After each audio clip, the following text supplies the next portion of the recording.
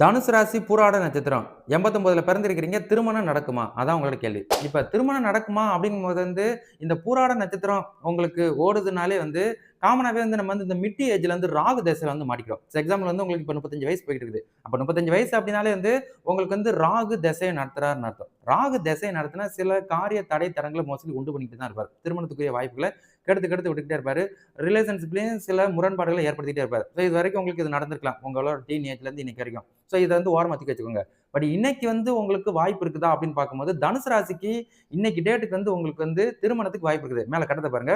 So இப்ப ராசிக்கு 7ல குரு ராசிநாதனை 7ஆம் பார்வையா பார்க்கிற ஒரு காரணத்தினால உங்களுக்கு இந்த ராகு தசா நடந்தாலும் ஜனன ஜாதத்துல இருந்து உங்களுக்கு தோஷம் பெற்றிருந்தாலும் இந்த குருவோட பார்வையில் ராசி வரும்போது அந்த நபர்களுக்கெல்லாம் திடீர் திருமணங்களை ஏற்படுத்தி வைப்பார். ஸோ அதனால இன்னையில இருந்து நீங்க இன்னைக்கு உங்களுக்கு பிறந்தனால ஸோ அடுத்த வருஷம் 5வது மாசம் வரைக்கும் நீங்க மாப்பிள்ளை தேர்றதுக்குரிய விஷயத்த ஃபாலோ பண்ணுங்க.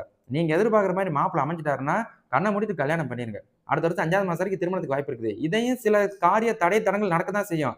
அதெல்லாம் போதனை பண்ணாம எப்படியாவது எனக்கு திருமணம் தான் விஷயம், திருமணம் மட்டும் நடந்துருச்சுன்னா போதும் அப்படின்ற மாதிரி நீங்க ஃபுல்லா வேலை செஞ்சீங்கனாலே போதும். கண்டிப்பா உங்களுக்கு இந்த வருஷம் வாய்ப்பு இருக்கு அப்படின்னு ஞாபகப்படுத்திக்கிறேன். அப்ப கண்டிப்பா திருமணம் நடக்குமான்னு கேட்டா உங்களோட முயற்சியை பொறுத்து கண்டிப்பா திருமணம் நடக்கும். அடுத்த வருஷம் 5வது மாசம் வரைக்கும் வாய்ப்பு இருக்குது. ட்ரை பண்ணுங்க. ஒருவேளை நடக்கல அப்படின்னா மறுபடியும் இதே மாதிரி கமெண்ட்ல என்கிட்ட கேட்டு தெரிஞ்சுக்கோங்க. சரிங்களா?